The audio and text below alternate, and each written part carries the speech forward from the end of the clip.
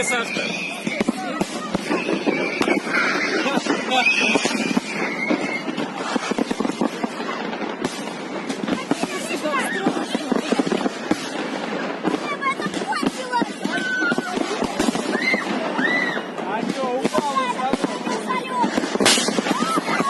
Смотри, смотри.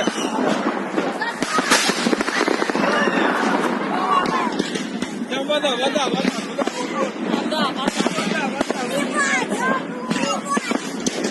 Сядьте вниз и сядьте. Теперь нас остановят.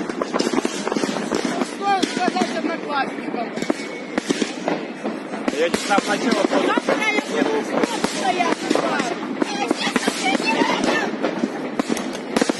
Пошли потихоньку. Пойдем, выходим. Куда?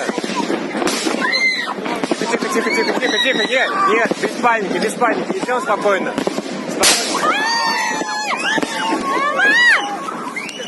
Где Сашка? Саш!